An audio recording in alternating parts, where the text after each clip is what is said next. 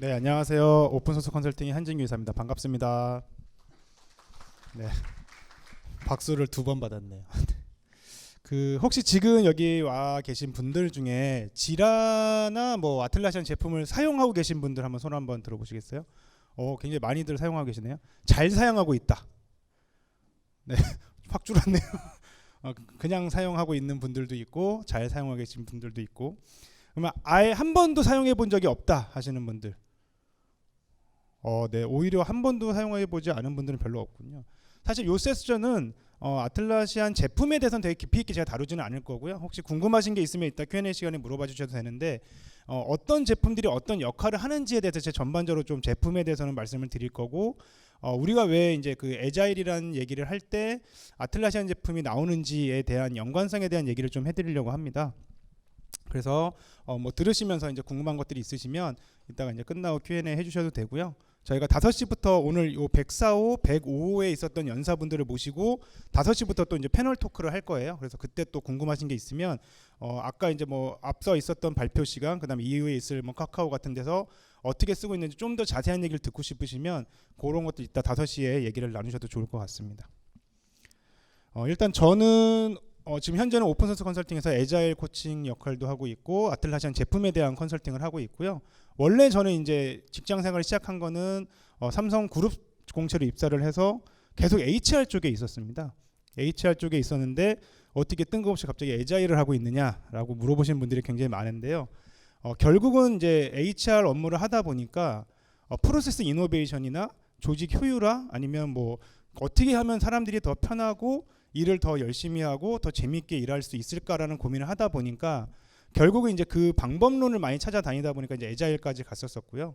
그러다가 이제 저도 이제 회사에 지라를 도입하고 운영하고 하다가 이제 이 제품이나 이런 문화에 좀 많이 매력을 느껴서 이제 이쪽으로 아예 이제 일을 바꿔서 이제 하고 있는 상황입니다. 그래서 누구보다 이제 그 기술력 없이 인문학 위주로 에자일을 접근한 사람 중에 하나라고 보시면 될 것 같고요. 그래서 너무 이제 기술적으로는 제가 좀 더 부족할 수 있어요. 근데 제가 이제 에자일이라는 것들이 왜 필요하고 우리가 이제 지라나 컴플런스나 이런 아틀라시안 제품들이 어떻게 잘 활용될 수 있는지에 대해서 얘기를 좀 드리도록 하겠습니다. 주 52시간하고 에자일은 굉장히 비슷한 면이 많은데요. 우리에게 많은 변화를 요구를 합니다. 저희가 이제 뭐 유튜브 동영상 같은 거 보면 자전거 핸들을 왼쪽으로 꺾으면 바퀴가 오른쪽으로 꺾이는 자전거에 대한 얘기가 있어요. 그래서 처음에 보면 저희가 당연히 자전거들은 다 타실 줄 아는데 왼쪽으로 꺾으면 바퀴가 당연히 왼쪽으로 가야 되잖아요. 근데 이것만 반대로 바꿔놓으면 요걸 익히는데 한 9개월 정도가 걸린다고 합니다. 그 생각을 바꾸는데. 근데 저희가 에자일이라는 얘기를 할 때 에자일을 도입하는 게 그 정도의 고통이 들어요. 그러니까 나는 왼쪽으로 엎어질 것 같으니까 핸들을 왼쪽으로 틀었는데 바퀴는 오른쪽으로 가버리니까 아예 한 1m 나가기도 굉장히 어렵거든요. 그 정도로 이제 굉장히 힘든 과정인데 많은 분들이 이제 에자일을 도입하거나 뭐 새로운 툴을 도입할 때 무슨 생각하시냐면 조금 하다가 한 달 좀 써보고 이거 좀 안 맞는 것 같아, 잘 안 돼 있는 것 같아. 그러면 이 방법이 틀렸거나 우리를 막 자책해요. 우리 회사는 안 되는 것 같아. 우리 회사는 너무 경직돼 있어. 막 이제 이런 생각부터 벌써 하는 거죠. 근데 굉장히 다 자연스러운 현상인데 우리 뭐 여기 경영진도 계실 수도 있지만 경영진 분들은 이제 그 시간을 잘 못 기다려 줍니다. 그러다 보니까 도입한 담당자 입장에서는 이거 내가 말빨도 안 쓰고 이제 어떻게 해야 되나라는 이제 마음에 포기를 할까, 뭐 다른 걸 그냥 할까, 예전대로 워터폴 방식으로 그냥 할 걸 괜히 도입했어. 내가 괜히 나서가지고 회사 일을 망치고 있어. 이제 뭐 이런 얘기까지 이제 나오는 거죠. 근데 그런 변화가 굉장히 큰 것들이기 때문에 사실은 우리한테 많은 시간을 요구를 합니다. 그래서 에자일 할래? 자, 우리 회사는 내일부터 에자일이야. 해서 내일부터 에자일이 되는 회사는 이상한 회사인 거예요.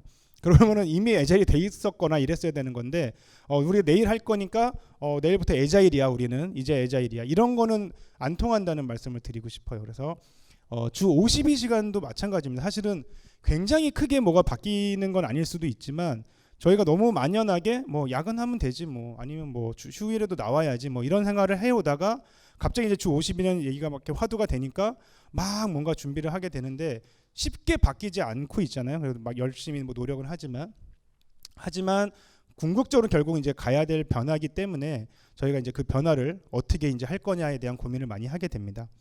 그래서 제가 볼 때는 뭐 어쨌든 뭔가 우리가 둘 다 주 52시간도 그렇고 애자일도 그렇고 변화에 대한 얘기를 하고 있지만 결국 이제 효율적으로 어떻게 우리가 일을 해 나갈 것이냐에 대한 얘기가 많이 되는 것 같습니다. 그래서 저는 이 두 가지의 단어가 결국은 변화라는 말로 대변되지 않나라고 생각되고요. 변화라는 것들이 늘 우리에게 고통을 주곤 하죠. 근데 생각해 보시면 변화는 완전히 새로운 것만을 의미하는 건 아닙니다. 우리가 좀 개선을 하거나 약간 바뀌는 것들도 변화라고 얘기할 수 있는 거죠. 그래서 어떻게 보면 우리가 완전히 없던 것을 만든다기보다는 우리가 이미 하고 있었지만 이런 것들을 어떻게 보면 좀 더 정형화하고 좀 잘 엮어볼까? 어떻게 하면 우리가 가고 싶은 문화를 좋은 툴을 써서 잘 정착시켜 볼까? 라고 하는데 많이 포커싱을 맞추는 게 중요하지 않나 생각이 들고요. 뭐 주 52시간도 마찬가지겠죠. 그래서 저희가 뭐 계속 뭐 스트레스를 받는 이유가 여러 가지가 있겠지만 그런 것들이 결국은 더 나은 모습의 변화, 우리 양식의 변화, 뭐 행동의 변화들을 이끌어내기 위한 게 아닌가라는 생각을 합니다. 아마 오늘 컨퍼런스 내내 이 장표가 엄청 많이 보일 거예요. 애자일 선언문인데요. 이거 거의 뭐 한 번씩은 다 보셨을 거라고 생각해요. 애자일에 관심이 있으시다고 하면 뭐 이게 뭐 영어로도 돼 있는 것도 있고 뭐 여러 가지 있는데 뭐 기본적으로는 여기서 이제 얘기하는 것들은 결국 이런 겁니다. 저희가 왼쪽에 있는 가치들, 공정과 도구, 포괄적인 문서, 계약 협상, 계획 이런 것보다는 오른쪽에 있는 것들을 좀 더 중요시하게 생각을 하자라고 할 텐데요. 우리 회사는 이미 이쪽 빨간색에 있는 가치를 더 중요하게 생각한다라고 하는 분 계실까요? 이렇게 한 분도 없을 줄이야. 네, 네. 그러면 여전히 우리는 저쪽 파란색에 굉장히 매몰돼 있다는 대부분이시겠죠. 네, 안 드는 거는 네, 변비가 있는 분 손들어 보세요랑 똑같은 얘기라고. 네, 굉장히 페인풀한 얘기긴 한데 이 저쪽에 있는 파란색의 글자를 왼쪽에 있는 빨간색의 글자로 바꾸는 거는 좀 어려운 일이긴 맞는 것 같아요. 그리고 이제 그런 얘기들도 많이 하시더라고요. 우리 회사는 조직이 너무 커서 이거를 그대로 따르기엔 너무 어려움이 많아라는 얘기도 굉장히 많이 하십니다. 그래서 애자일을 도입은 하고 싶지만 이게 정말 큰 조직에서 돌아갈 수 있어? 라는 얘기들도 많이 하시죠. 뭐 예를 들면 저런 것들도 그렇죠. 우리가 프로세스랑 도구가 없이 어떻게 개인과 상호협상을 어떻게 해? 우리는 개발팀 하나만 해도 100명이 한꺼번에 돌아가는 프로젝트인데 그게 가능해? 라는 얘기들도 많이 하시고 뭐 문서도 안 작성하고 어떻게 뭐 작동하는 소프트웨어만으로 얘기할 수 있어? 라는 얘기들 많이 하십니다. 계약도 마찬가지고 뭐 계획도 없이 어떻게 할 수 있어. 근데 애자일이라고 해서 계획이 꼭 없거나 뭐 저런 공정과 도구가 없거나 하는 건 아닙니다. 이제 그런 것들을 좀 더 변화가 쉽게 좀 더 민첩하게 반응할 수 있게 바꿔주는 거고요. 단순히 단어만으로 우리 회사는 안 맞을 것 같아, 우리 회사는 틀렸어 라고 생각하실 필요가 없다는 말씀을 드리고 싶어서 제가 이걸 보여드렸습니다. 그래서 요즘에는 이제 애자일도 굉장히 많이 이제 발전을 해 나왔고요. 처음에 했던 이런 기본적인 뭐 선언문에 이어서 지금은 뭐 스크럼 오브 스크럼이나 뭐 세이프나 레스나 하는 뭐 이렇게 엔터프라이즈에 적용을 하기 위한 애자일들도 굉장히 많이 발전이 돼 있습니다. 어제 그제 이제 여기 애자일 코리아에서 주최하는 그 세이프 관련 교육이 있었는데, 세이프도 뭐냐면 이제 스케일드 애자일 프레임워크라고 저희가 뭐 한 10명 조직의 애자일 조직만 운영하는 게 아니라 이 10명 조직이 10개 있을 때는 어떻게 애자일을 할 것이냐라는 것들에 대한 고민에서 출발한 거예요. 또 반대로 그 10개 있는 조직이 10개 있을 때랑 그런 조직이 또 10개 있을 때는 우리는 어떻게 애자일을 할 수 있느냐에 대한 얘기를 많이 하고 있는데요. 그런 것들이 이미 뭐 많은 회사에서 적용을 하고 있고요.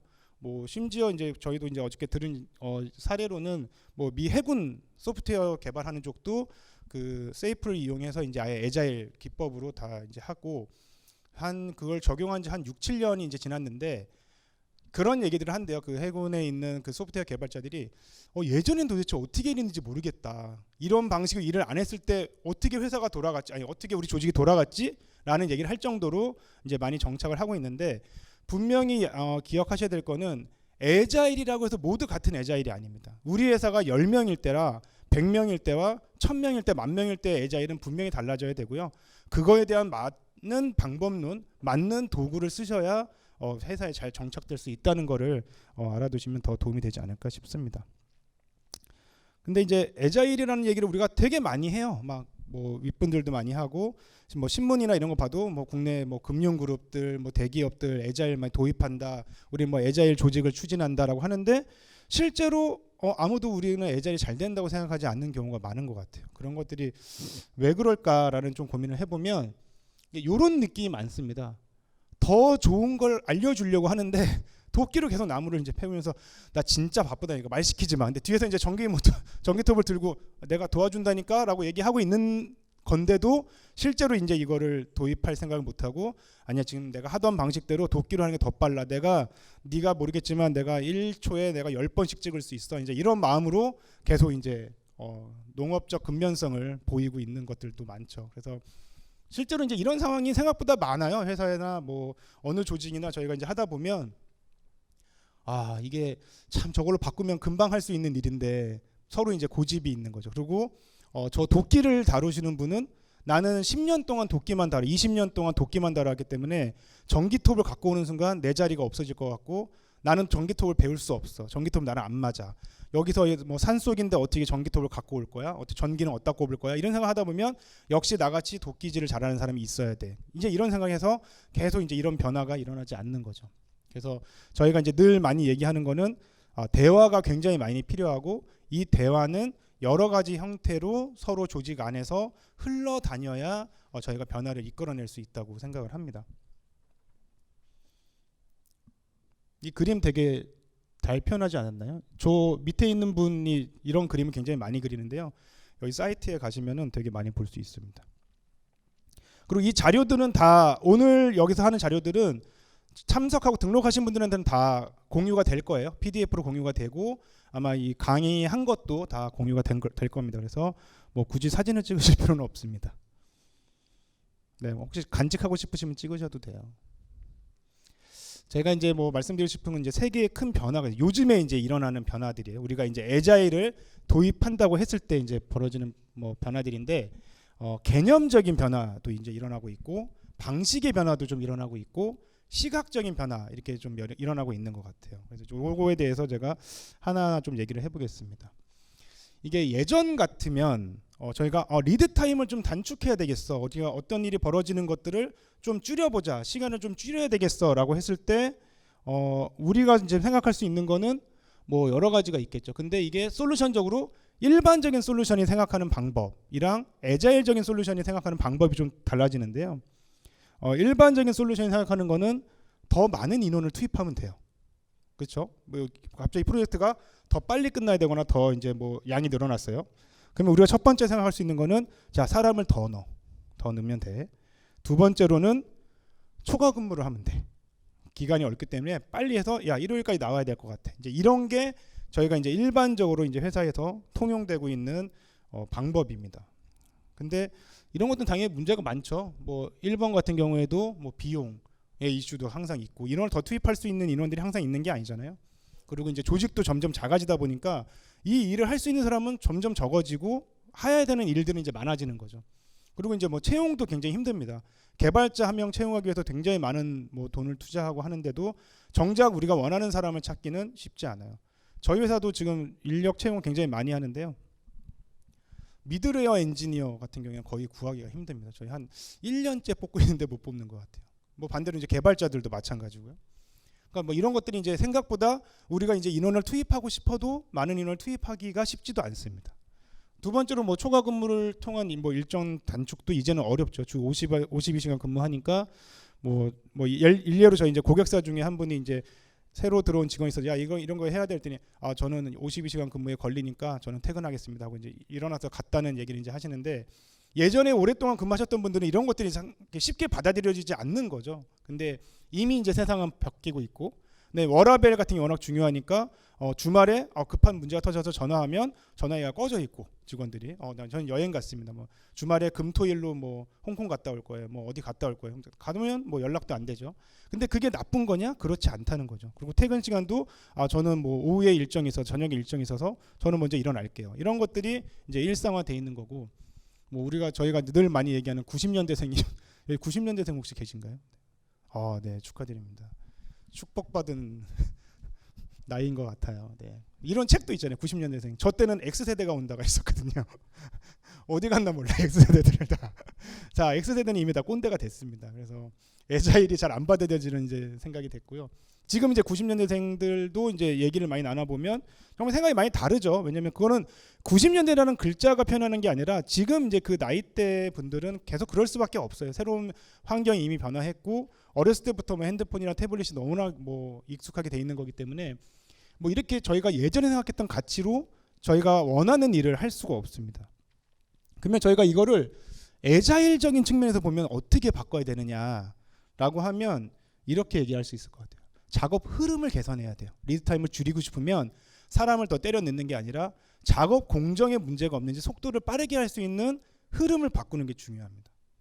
그리고 수용 능력에 맞는 업무를 제한해야 돼요.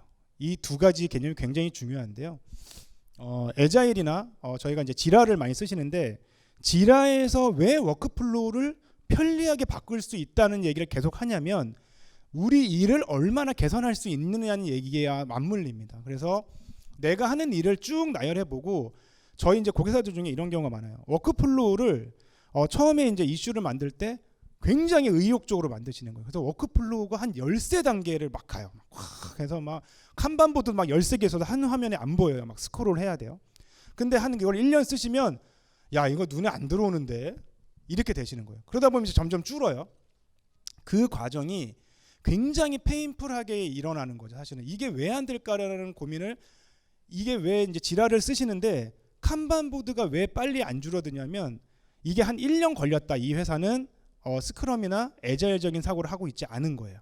그냥 일이 돌아가서 1년 동안 하다 보니까 이제 지쳐서 이제 나온 얘기고 만약에 저희가 애자일 조직이라고 하면 적어도 3개월에서 6개월 이내에 모든 일들이 다 벌어지고 개선이 계속 되고 있었어야 되는 거죠. 그게 이제 차이점이 있습니다. 거기가 어디서 나오냐면 이제 수용 능력에 맞는 업무 제한이라는 말이 나오는데요. 그러면 이제 막연히 이 말만 들으면 야 내가 이 사람의 수용 능력을 어떻게 아냐가 핵심인 거예요. 애자일에 우리 팀의 캐파가 얼마나 되고 우리 팀이 가져갈 수 있는 일이 얼마나 되는지를 파악하는 게 이제 리더로서 굉장히 중요한 일이 돼가는 겁니다. 그래서 우리 구성원이 10명인데 이 중에 A라는 사람은 일주일에 뭐 10가지 일을 할 수가 있고 B라는 사람은 5가지 일을 할 수 있어요. 근데 A한테는 8개를 시키고 B한테 7개를 시키면 B는 늘 허덕이고 A는 늘 뭐 노는 것처럼 보일 수 있는 거죠. 근데 그거를 내가 어떻게 알 수 있느냐? 애자일 저희가 하다 보면 이제 스프린트라는 걸 보통 이제 2주나 이렇게 돌리는데요. 그런 그 기간을 짧게 함으로 해서 이 문제들을 계속 픽스해 나가는 거예요. 저희가 이제 애자일 코칭을 할 때 가장 많이 여쭤보시는 게 그럼 스프린트를 우리 2주로 해요, 3주로 해요? 그러면 우리는 뭐 개인별로 뭐 그런 뭐 이런 업무량의 포인트를 어떻게 줘요? 뭐 한 명이 어떻게 1점이고 어떻게 2점이 돼요라는 얘기를 물어보시는데 그거는 그 조직마다 다 다른 거예요. 그래서 빨리 실행해서 돌려보고 이거 너무 늦는데 그러면 우리 3주 하다가 2주로 바꾸고 그다음에 2주 때 우리가 뭐 한 달에 40포인트를 하겠다고 했었는데 해보니까 20포인트에서 머물러요. 그러면 한 몇 번 더 돌려보고 우리는 평균 20포인트를 할 수 있는 팀이구나라고 정해지면 거기에 맞춰서 이제 조직을 바꿔나가는 게 필요한 겁니다. 그래서 애자일은 방법이나 답을 알고 시작하는 게 아니라는 걸 기억하시면 훨씬 더 편합니다. 어차피 몰라요. 지금 우리 회사가 어떤지 안 해봤으니까. 근데 대부분은 안 해봤기 때문에 아예 못한다고 생각을 해요. 안 해봤기 때문에 빨리 해서 바꿔나가면 되는 건데 그 생각하기가 쉽지가 않습니다. 그래서 저희가 이제 애자일 코칭을 하거나 해외 뭐 국내 잘된 회사들의 얘기를 이제 좀 들어보면 그 속도를 얼마나 빨리 하고 빨리 맞추느냐의 관건이 있는 겁니다. 그래서 제가 아까 말씀드렸듯이 자전거 이제 거꾸로 된 자전거를 타는 말씀을 초기에 드렸잖아요. 그 과정이 필요한데 그 과정을 저희는 무시하고 9개월 뒤를 보고 싶은 거예요. 근데 그래서 늘 이제 저희 이제 임원들이 얘기하시잖아요. 야 베스트 프랙티스 갖고 와봐. 누가 했어? 우리나라에서 잘 된 데 있어? 그거 갖고 와봐. 해외 잘 된 데 있어? 갖고 와봐. 거기 좀 한번 보자 그래. 어떻게 돼 있는지. 이런 말씀 많이 하시거든요.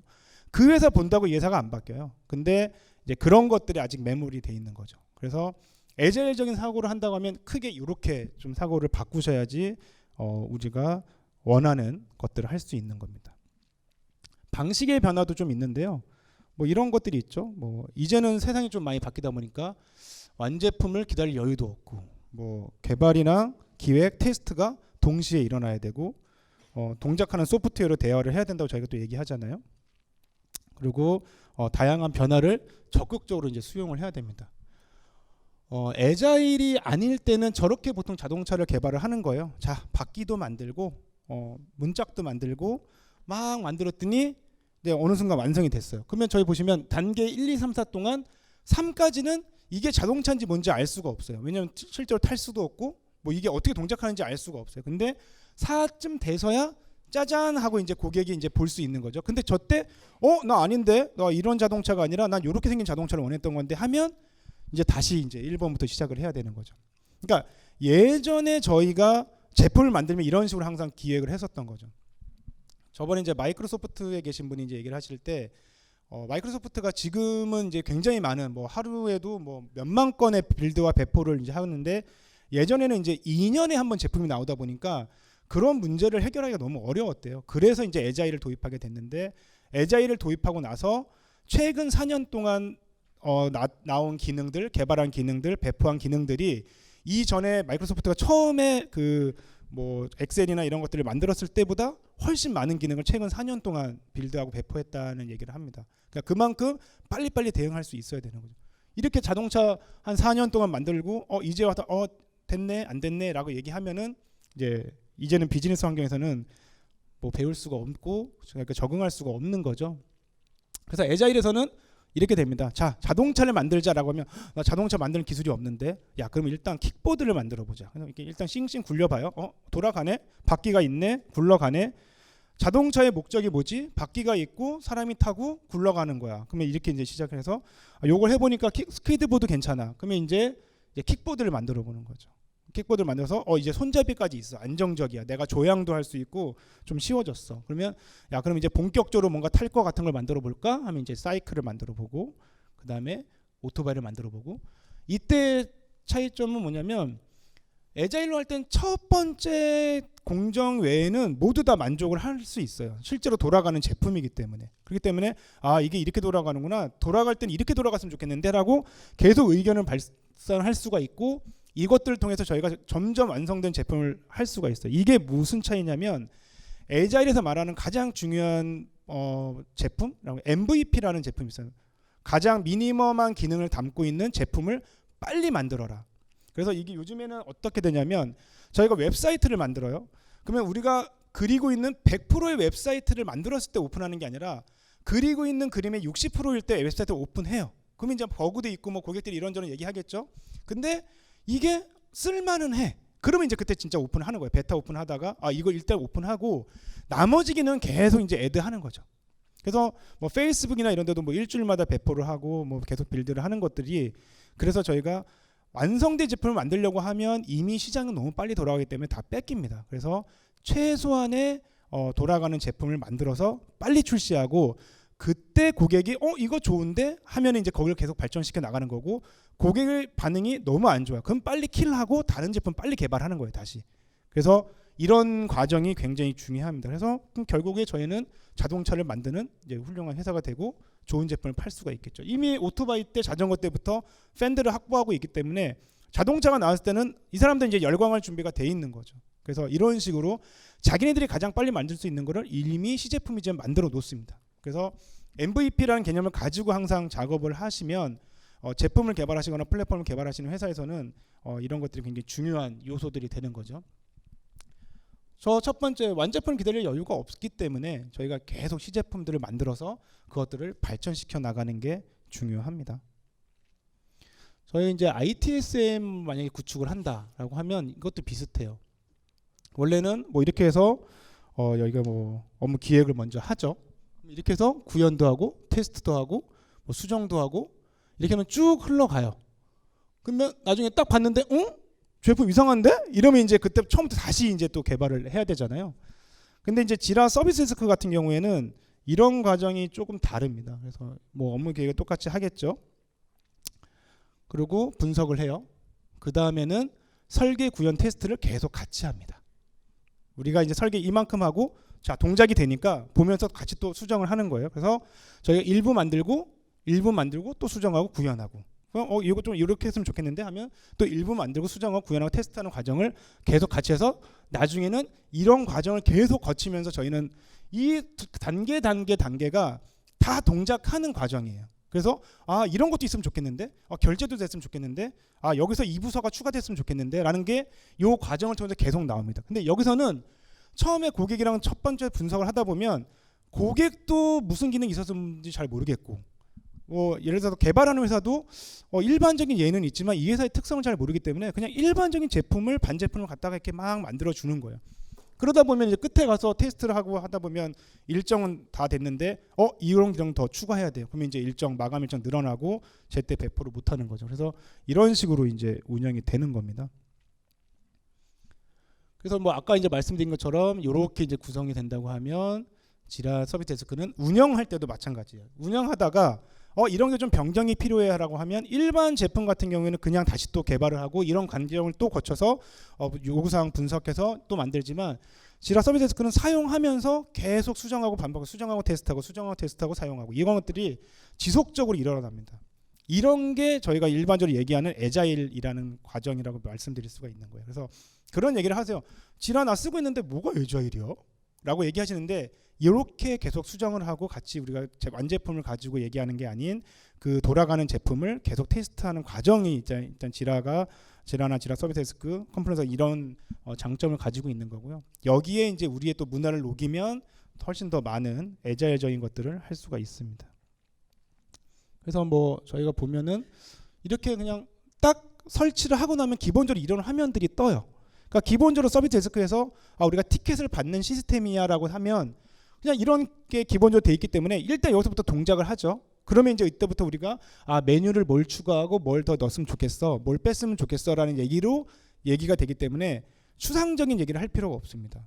그리고 굉장히 간단하게 얘기를 할 수 있고, 물론 이제 완전히 안정화시키고 뭔가 커스터마이징 하는 데는 시간이 걸리겠지만 기본적으로 내가 원하는 그림을 대충 그리는 데까지는 1.5개월밖에 안 걸려요. 그래서 빠르게 구성해서 그 다음 걸 준비할 수 있다라는 게 장점이라고 볼 수 있습니다.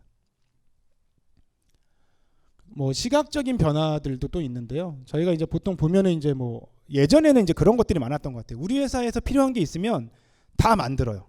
근데 요즘에는 그렇지 않습니다. 그러니까 예전에는 이제 그룹사들이면 메신저도 만들고 뭐 포털도 만들고 막 다 만들어요. 회사 이제 뭐 서비스하는 회사들이 있으니까, 계열사들이 있으니까. 근데 요즘에는 뭐 ITS는 어디 게 좋아? 뭐 메신저는 어디 게 좋아? 그러면 거기 걸 이제 사는 추세로 바뀝니다. 아틀라시안도 원래는 이제 슬랙을 잡겠다고 스트라이드라는 메신저를 야심차게 만들었어요. 그리고 그 전에는 이제 힙챗이라는 뭐 메신저가 있었죠.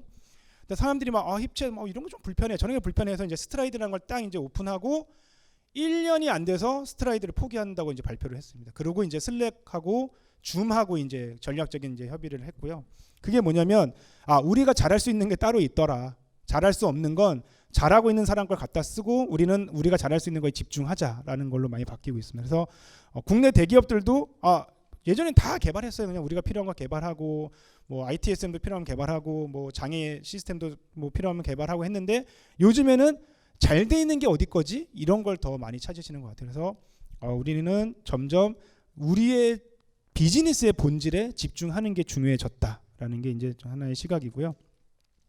두 번째면은 예전에는 이제 업체들한테 많이 맡겼어요. 뭐 하청업체를 둔다거나 아니면 뭐 그런 뭐 SI 개발사들이 계열사가 있으면 계열사가 와서 한다거나 이렇게 했는데 요즘에는 중요한 개발들은 다 직접 합니다. 그래서 점점 이제 아웃소싱이 줄어들고 이제 인소싱을 많이 하는 추세가 돼가고 있고요. 그러다 보니까 예전에는 이제 핸즈온이 필요 없었어요. 그냥 잘 관리하고 업체를 매니징하는 게 중요했는데 지금은 개발팀이고 내가 IT팀이라고 하면 내가 어떻게 배포를 하는지, 내가 어떻게 개발하는지, 데브옵스가 뭔지, 컨테이너가 뭔지 이런 것들에 대해서 내가 알고 있지 않으면 회사에서도 이제는 뭐 인정받기가 쉽지 않은 거죠. 그래서 직접적으로 우리가 필요한 기술은 우리가 노하우를 가져가겠다라고 하는 경우들이 많이 늘어나고 있는 것 같습니다.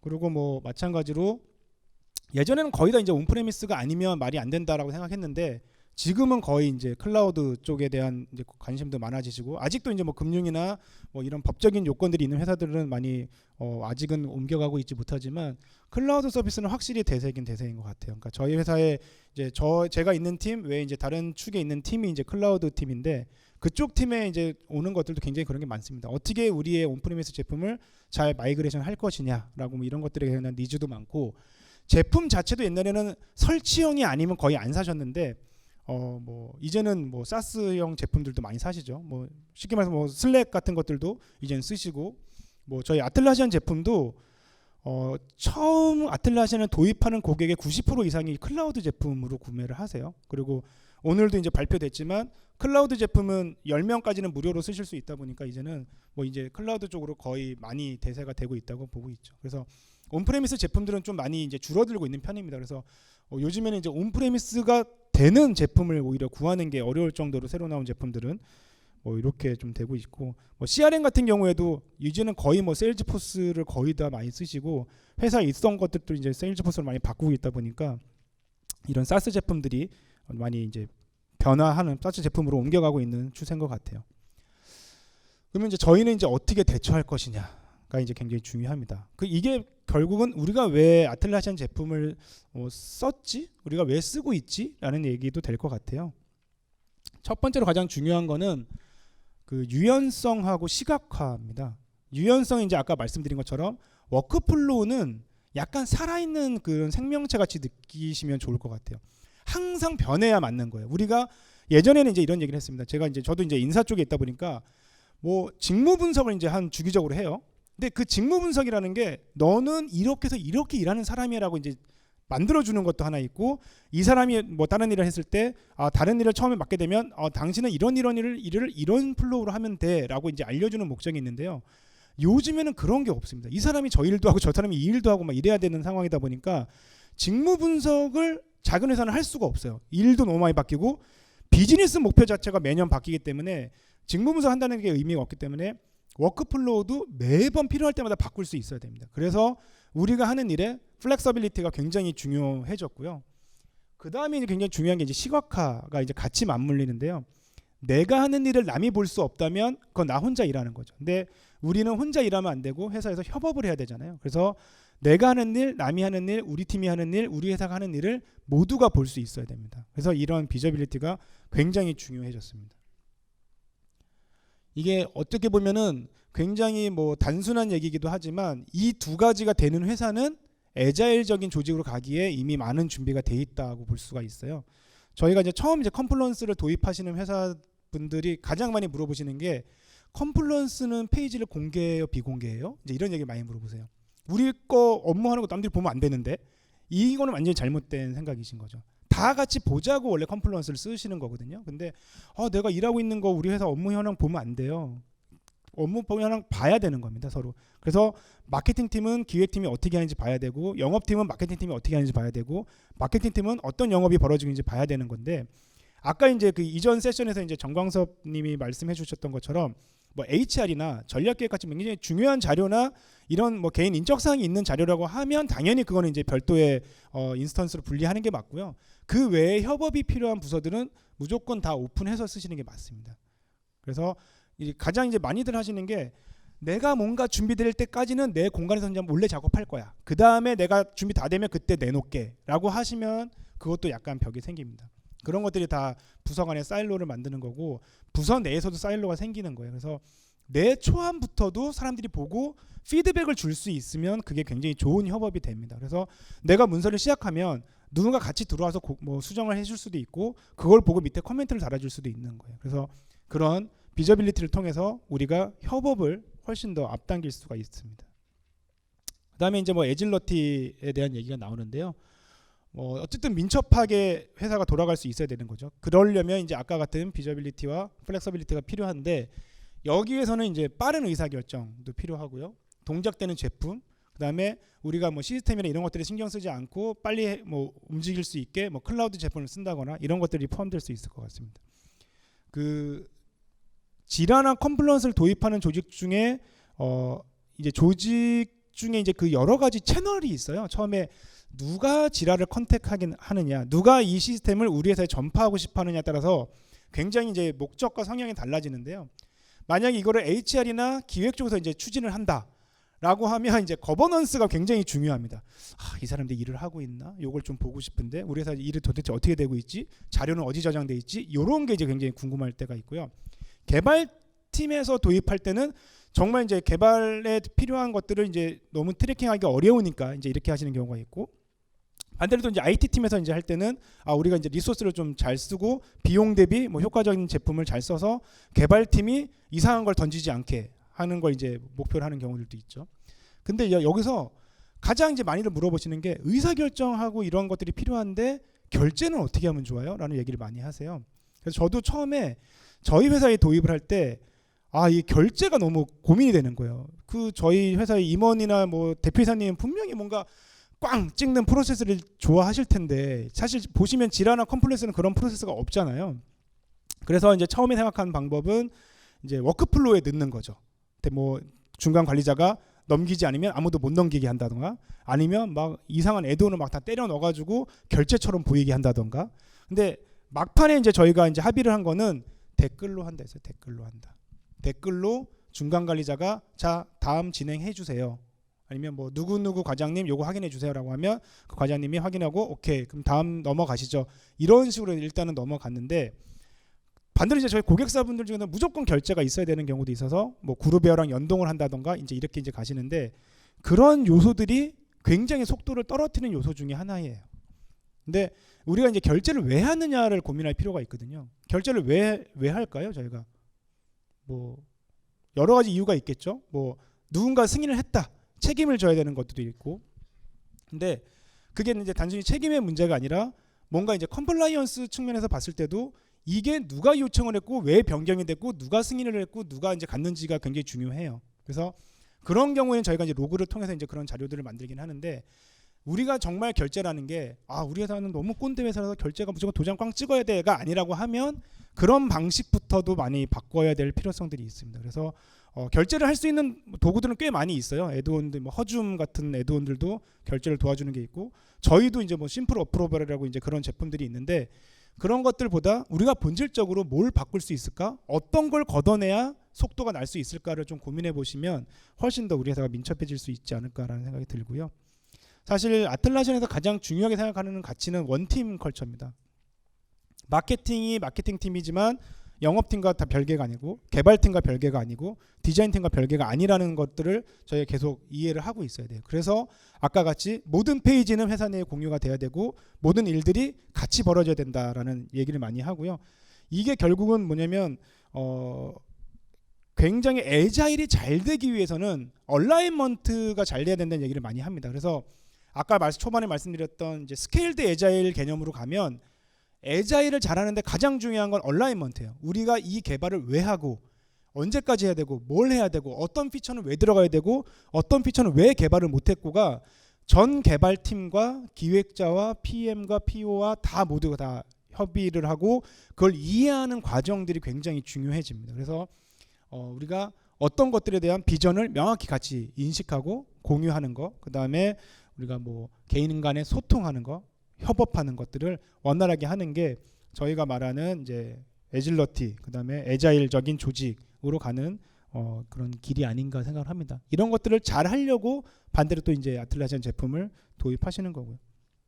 일례로 이제 아틀라시안에서 보는 뭐 장애 관리에 대한 이제 프로세스예요. 보면은 지라 서비스 데스크에서 뭔가 문제를 발생하면 뭐 인지를 받고 지라에서나 컴플런스에서 일을 하고 뭐 옵스지니는 그 문제가 디텍션 됐을 때 해당되는 관리자들한테 문제를 보내서 장애가 났어 해서 이제 알려주고 그 다음에 스테이터스 페이지는 고객한테 이 페이지가 지금 미안하지만 장애가 났으니까 접근하지 마. 대신 지금 어떻게 처리되고 있는지 보여줄게라고 해서 이제 소통을 하고 뭐 그 외에 필요한 것들을 마켓플레이스에서 이제 가져가는 건데요. 아틀라시안이 이제 옵스지니를 인수한 이유도 마찬가지입니다. 옵스지니라는 기능은 사실은 그 전에 고객들은 뭐 원래 이제 회사에 갖고 있는 시스템들도 있고 서비스 데스크로 여차저차 하면 대충 할 수는 있어요. 근데 이게 정말 정교하게 잘 구성된 것들이 좀 필요하겠다라고 해서 옵스지니도 작년에 이제 인수를 했고요. 그러다 보니까 이제 모니터링을 해서 옵스지니가 받아서 이거를 필요한 사람들한테 던져주는 역할을 합니다. 저희 이제 국내에서도 이제 옵스지니를 계속 도입하는 시도들이 많이 생기고 있고 실제로 이제 몇몇 회사들은 쓰고 있습니다. 근데 그 장점으로 얘기해 주시는 게 예전에는 장애가 생기면 복구를 담당하는 IT 팀에 모두 문자가 왔대요. 어떤 서버가 장애 났어. 그러면 딱 보고 내 거면 내가 가서 처리하고, 아니면 팀에 장애 났구나, 누군가 오늘 죽어나겠구나, 뭐 주말에 못 쉬겠구나, 이제 이렇게 얘기를 했는데, 지금은 옵스진을 이제 쓰면서 딱 그 사람한테만 연락이 가요. 어떤 시스템이 장애나면 딱 그 사람한테 가고, 그분이 연락을 몇 분 내에 안 받으면 그 다음 사람, 뭐 이런 식으로 이제 에스컬레이션해서 가는데, 그러다 보니까 업무 피로도가 많이 줄었다는 얘기를 많이 하시고, 긴급하게 이제 장애 처리를 해야 되는데 그런 거에 대한 속도가 많이 빨라졌다라는 얘기를 많이 해주십니다. 그래서 요즘에 이제 많이들 쓰시는 추세고요.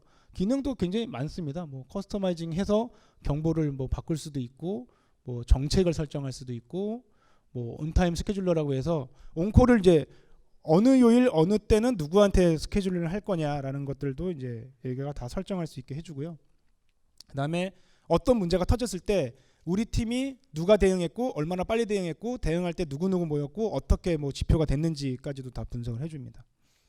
그리고 요즘에 이제 AWS를 많이 쓰시는데요. AWS 쓰시는 분들은 뭐 클라우드 와치랑 연결하면 굉장히 쉽게 그 AWS 서버가 어떻게 운영되고 있는지, 장애가 있는지 없는지에 대해서 빨리 확인을 할 수가 있습니다. 이렇게 뭐 간단하게 뭐 ITSM이나 뭐 인스턴트에 관한 것도 이제 관리를 하고 있고요. 가장 많이 쓰시는 이제 아틀라시안 툴체인은 이제 이렇게 해서 IT 티켓을 받아서 실제로 지라에서 일을 하고, 빗버켓이나 뱀브로 개발한 소스를 관리하고 배포까지 하는 형태로 이렇게 쭉 흘러가는 형태가 가장 많은데요. 뭐 이런 것들도 결국 이제 이렇게 흘러갑니다. 서비스 데스크는 아까 이제 말씀드린 것처럼 그냥 메뉴가 이렇게 떠 있어요. 그래서 그거를 이제 가볍게 수정하시면 원하는 티켓을 생성하는 시스템을 만들 수가 있습니다. 그래서 여기서 내가 개발을 요청하고 싶으면 지라 서비스 데스크에서 요청을 해요.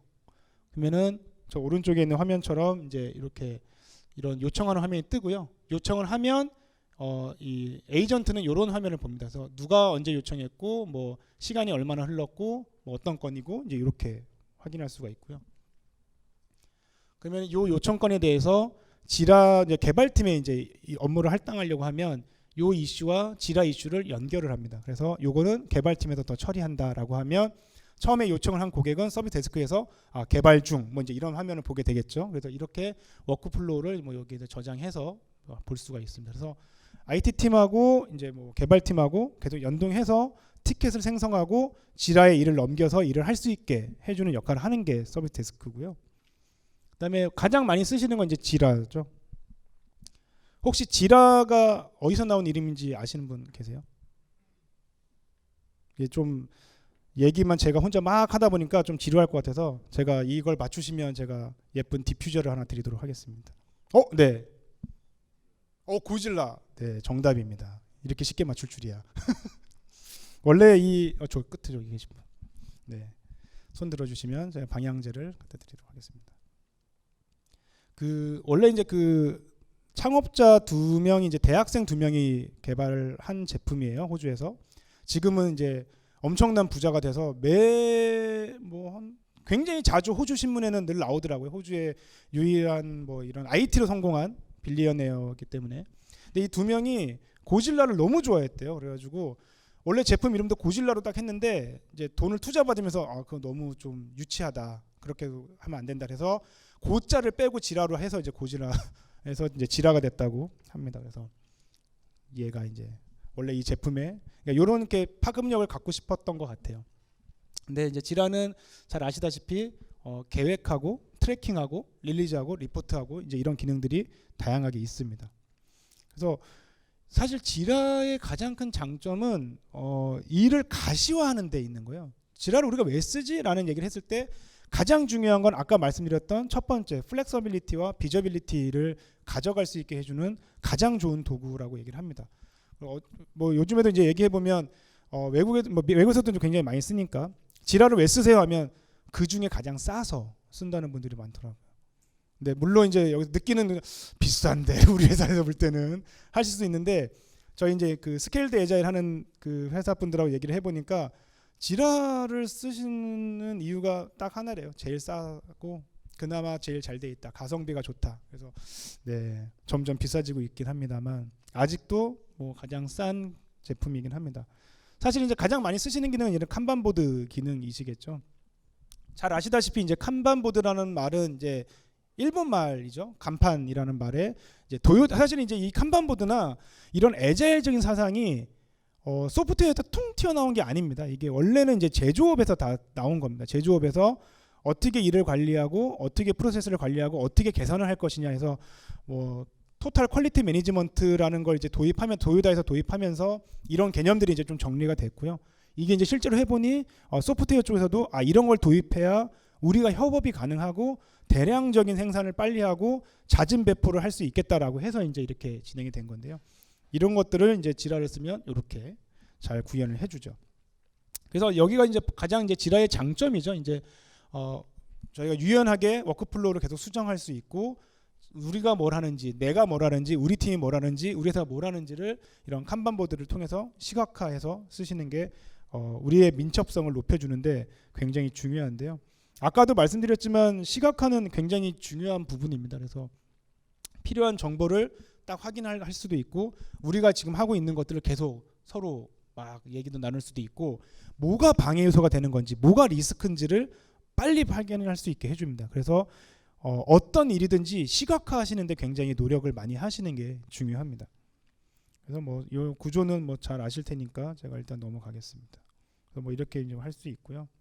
뭐 컴플런스도 마찬가지로 뭐 잘 아시겠지만 이런 구조로 구성되어 있습니다. 그래서 대시보드라는 게 있고 공간, 페이지로 이제 구성이 되어 있어서 원하는 컨텐츠들을 굉장히 쉽게 담고 확인하고 공유할 수 있게 되어 있습니다. 컴플런스의 가장 큰 장점은 사실 뭐 템플릿이 있다는 거, 문서도 관리해 준다는 거, 버전 관리도 해 준다는 거. 컴플릿을 직접 쓰신 문서들은 디퍼런시에이션까지 다 분석을 해줘요. 뭐가 빠졌고 뭐가 들어왔고 뭐가 수정됐는지까지 다 분석해주기 때문에 회의록이나 뭐 중요한 문서를 이걸로 계속 쓰시면 그런 차이점 분석이나 이런 것도 굉장히 편리해집니다. 근데 우리는 죽어도 컴플런스 못 쓰겠어. 대신 엑셀로 해서 올릴게라고 하셔도 편리하게 쓰실 수 있는 게 같은 이름으로만 계속 업로드를 하시면 얘가 계속 버전 관리를 해줍니다. 그래서 뭐 예전에는 뭐 기획안 최종 V2, V3, V4, V5 이렇게 했잖아요. 그렇게 하실 필요 없고 뭐뭐뭐 기획안이라고 하면 그 파일 이름으로만 계속 올리면 1, 2, 3, 4, 5, 6, 7, 8 얘가 계속 다 해주고 이전 버전까지 다 다운받을 수 있게 해줍니다. 그래서 그런 것들을 잘 쓰시면 굉장히 편리하고 뭐 지금은 뭐 공동 편집들도 굉장히 잘 되니까 그런 것들도 같이 쓰시면 좋을 것 같아요. 그래서 저희가 이런 것들을 데브옵스라는 게 뭐 굉장히 복잡하다기보다는 애자일적인 문화를 정착시켜서 그걸 자동화할 수 있는 문화를 만들어주는 도구 중에 하나라고 얘기를 해요. 그런 것들이 제가 앞서 말씀드렸던 뭐 지라 서비스 데스크, 소프트웨어, 컴플런스고요. 그다음에 이제 아키텍처를 구성하기 위해서는 요 표는 아까 보여드렸던 이제 그림으로 된 표랑 이제 비슷한 내용인데요. 뭐 컴플런스나 이렇게 해서 지라 서비스 데스크로 요청이 들어와서 지라에서 흘러 들어가서 이거 이제 스토리로 내용이 되고 이게 통합 개발 환경에서 개발이 돼서 빗버켓에서 형상 관리를 하고 그 이후에 뱀브를 통해서 서버로 배포가 되는 형태로 이제 운영이 되는 겁니다. 그래서 아틀라시아에서는 뭐 빗버켓을 이제 제공을 하고 있고 젠킨스와 비슷한 기능에 이제 뱀브까지 해서 이제 툴체인을 구성을 하고 있다고 보시면 됩니다. 이렇게 제품 설명이 나와 있고요. 아까 말씀드린 것처럼 요즘에 이제 신규 유입하는 고객의 90%는 다 클라우드로 시작을 하십니다. 그래서 클라우드 제품들도 많이 돼 있는데 아틀라시안 제품이 기본적으로는 이제 온프레미스는 서버 버전, 데이터 센터 버전 두 가지로 나눠져 있어요. 그래서 만약에 그냥 우리가 싱글 서버로 쓰신다고 하면 서버 버전을 구입하시게 되는 거고 우리는 이중화 구성도 필요하고 좀 복잡하게 노드를 구성해야 돼라고 하시면 이제 데이터 센터 버전으로 이제 구매를 하시는데요. 뭐 그런 것들도 약간 차이는 있습니다. 클라우드 버전은 저 위에 게 이제 클라우드 버전 화면이고요. 아래 게 이제 온프레미스 버전 화면인데요. 메뉴도 약간 달라요. 그래서 이런 차이는 있지만 기본적으로 이제 기능은 비슷하게 돌아가고 새로운 기능은 클라우드에 먼저 나옵니다. 그래서 안정화가 되거나 온프레미스에 필요할 경우에 이제 온프레미스로 내려오기 때문에 나는 좀 신기술을 좀 많이 써보고 싶어라고 하면은 클라우드 제품을 써보시는 것도 좋을 것 같아요. 그리고 지금은 아직 런칭이 안 됐을 건데요. 온프레미스 제품을 구입을 해서 유지보수 기간을 갖고 계신 분들은 그 인원과 똑같은 티어의 클라우드 제품을 그대로 쓰실 수 있어요. 그 기간 동안. 그래서 그게 런칭이 되면 클라우드 제품도 한번 사용해 보시면 좋을 것 같습니다. 네, 뭐 제가 뭐 대충 마무리를 해드리면 아까 이제 말씀드린 이 세 가지가 이제 굉장히 중요한데 사실은 이 세 가지는 그냥 되는 게 아니라 우리 문화에 잘 녹아져 있어야 툴도 의미가 있습니다. 그래서 많은 분들이 이제 여쭤보시는 게 나 지라 샀는데 우리 회사는 왜 애자일 하지 않아요? 라고 물어보시는 경우들도 있습니다. 근데 툴이 문화를 만들어주는 건 아니고요. 그 문화를 좀 더 공고히 해주는 게 툴이라고 생각하시면 더 좋을 것 같습니다. 그래서 어떤 것들을 도입할 때 처음엔 당연히 페인풀하다. 그래서 그 변화의 시간이 걸리기 때문에 그 시간들을 조금 더 견디시고 많은 더 노력을 하신다고 하면 더 좋은 애자일한 회사로 가실 수 있지 않을까 생각을 합니다. 간단하게 이제 마지막인데요. 뭐 이렇게 이제 시작되는 경우들이 많은 것 같아요. 자, 뭐 이거 들어봤나? 자, 이거 한번 추진해 보지. 이제 뒤를 잘 모르겠죠. 당장 알아보고 얘기해봐. 그러면 이제 애자일 해서 이제 이렇게 해서 이제 거꾸로 시작되는 경우들도 많은 것 같아요. 근데 이제 이런 과정에서 이렇게 시작이 되면 사실 이제 윗분들도 잘 모르고 시작하는 사람도 잘 모르고 막 급하게 도입을 하시게 돼요. 그러면 이제 이렇게 상호간에 뭐 얘기된 게 없겠죠. 이렇게도 얘기된 게 없고 당연히 이렇게는 더 얘기된 게 없잖아요. 그러다 보면은 뭔가 토론을 하거나 피드백을 받는 과정들이 빠져 있기 때문에 우리 회사에 제대로 좀 도입이 안 되는 경우가 많습니다. 그래서 애자일을 제대로 하고 싶으시면 요 윗분들에 대한 교육을 많이 준비를 하시는 게 좋아요. 그래서 엔터프라이즈로 갈수록 최고 경영자의 교육을 굉장히 중요하게 생각합니다. 그래서 최고 경영자가 거의 실무자급까지는 아니더라도 애자일의 사상과 운영 방식을 이해할 수 있도록 교육을 하고 계속 전파하는 형태로 많이 나가기 때문에 그런 부분들도 신경을 많이 쓰시면 좋을 것 같습니다. 결국은 문화와 사람이 가장 중요한 거기 때문에 아틀라시안 툴은 이 문화와 사람들이 좀 더 편리하고 재밌게 애자일을 적용할 수 있게 돕는 도구라고 생각해 주시면 좋을 것 같습니다. 네, 제 발표는 다 끝났고요. 시간이 별로 없어가지고 그렇죠. 혹시 뭐 질문 네, 먼저.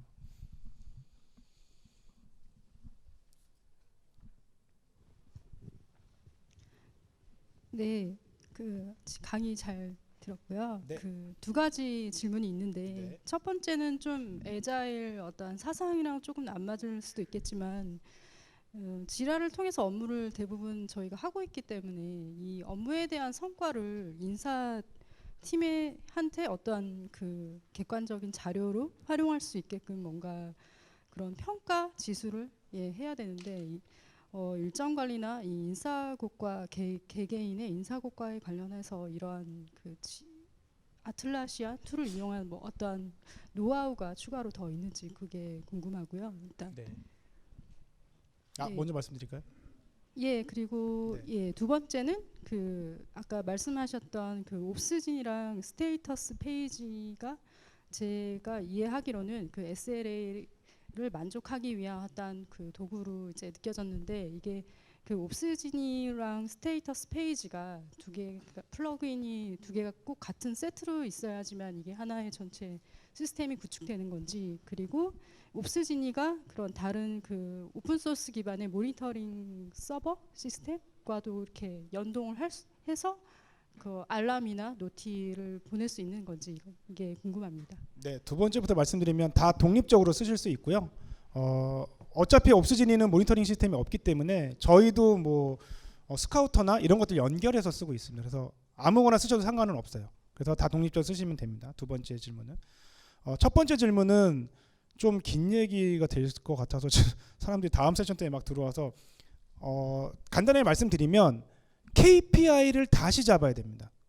그러니까 이게 어떻게 생각하시냐면 KPI는 예전대로 잡고 지라를 도입했으니까 우리가 예전에 잡았던 KPI대로 값을 갖고 와라고 하시는 경우가 있는데요. 지라로 도입해서 일을 바꾸면 우리가 뭘 측정할지도 좀 바뀌어야 되는 것 같아요. 근데 그 고민에 대한 거는 많이 안 하셨던 것들 같더라고요, 보니까. 그래서 그냥 뭐 누가 얼마나 일했어가 정말 중요한 문제인 건지 일의 질을 보고 싶은 건지에 대한 고민들이 좀 필요하신 것 같아요. 요거는 저 혹시 이따 패널 토익 때 오시면 다른 회사 적용하신 것들 같이 좀 얘기 들어보시면 더 좋을 것 같은데요. 내용이 좀 길어질 것 같아서 제가 질문을 더 받고 싶은데 이미 시간이 많이 돼서 5시부터 하는 패널 토익 때 또 오시면 궁금하신 것도 확인하실 수 있고 저희 밖에 오픈소스 컨설팅 부스가 있어요. 그래서 부스에 물어보셔도 여러 가지 궁금한 거는 대답해 줄 수 있을 것 같습니다. 네, 감사합니다.